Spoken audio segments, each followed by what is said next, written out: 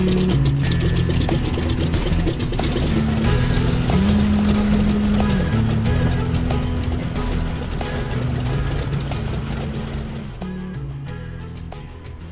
go deep, we do all the details, we make everything new, and that's what has attracted people to our airplanes. We make them perfect, and that's our product.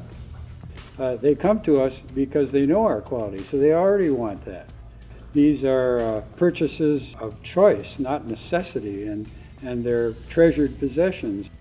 Well, one of the first things that we do, invite them to come here and encourage them to come here so that they can see what the process is and they can see what we do and they see the depth of the quality. I can't think of a one customer we've had that didn't come here first.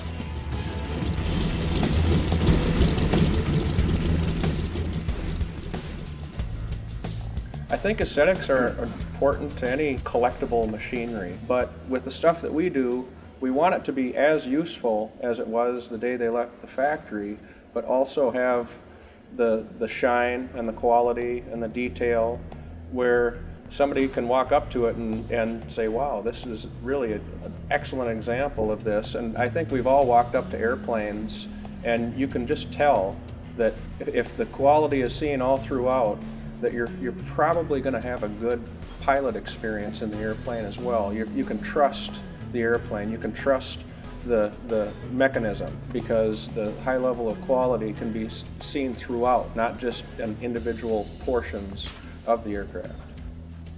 And the lines of the airplanes, you know, harken back to when they were created. They don't need a lot of trim to show that it has some design aesthetic. If we started putting really wild paint jobs on these airplanes, I think we'd be doing the airplane a disservice.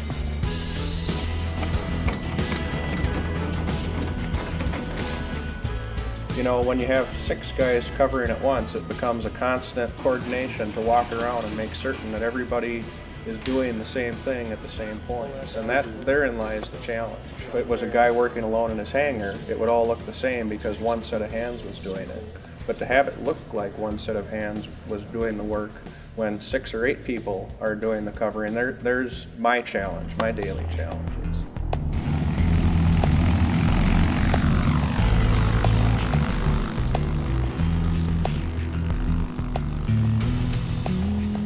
I've been involved in this type of work on some level my entire life. It started out Dad doing an airplane for himself, and the word got out and somebody wanted one like it, so he said, yeah, I can do 2. And it just went from there. Day to day, I tend to focus on sales, customer service, maintenance on the airplanes, and about any excuse I can have to fly them.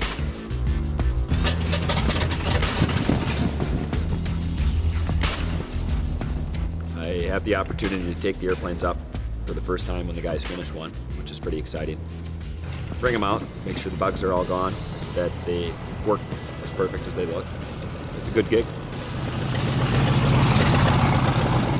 Best part of a family business is you can close the door and say whatever you want among each other. And the worst part about the family business is you can close the door and say whatever you want to each other.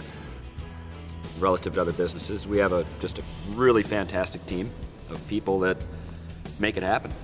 You know, how lucky could one get? I get to work with my dad every day, and my brother every day, and we all get to do what we'd like to do together. It's a pretty good deal.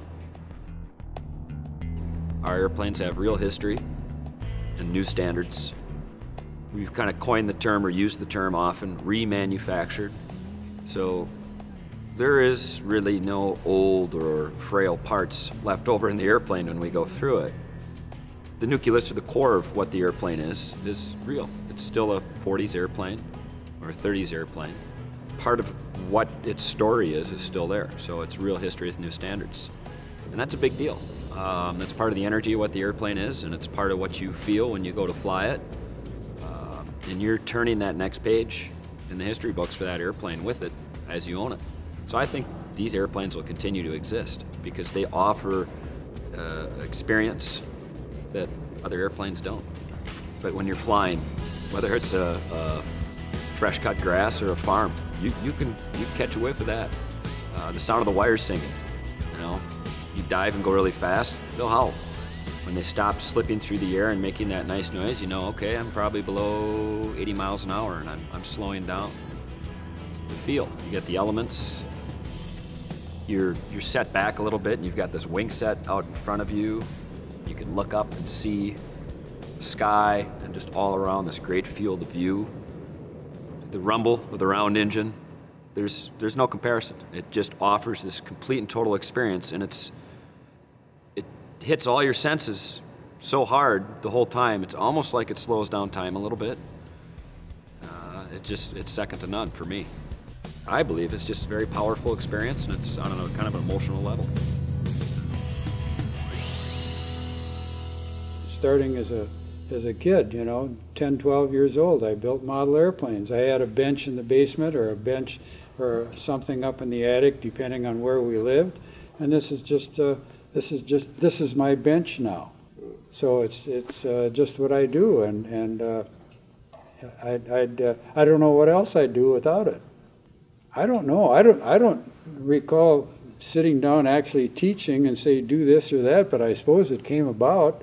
You know, Dad, how do I do that, or what do I do? I could probably help answer that question. You know, being a kid, you stand there and listen to your dad talk, and, you know, airplanes happen to be fairly interesting. So as a kid, you just I was just watched, and Ben watched, and then you get old enough, and then you get your, here, hold this merit badge, Yep. you know? So You know, we would joke about that as kids, is, did you work on your hold this merit badge this weekend with Dad? And he would need an extra set of hands, get a wing in and out of the booth, or pass a needle rib stitching or something. And this fascinating enough, or you kind of wanted to learn, you absorb it. It would happen. Absolutely. It's the future for my sons, and so I don't think of this every day. I think we all think of just wanting to do it right and wanting to be successful.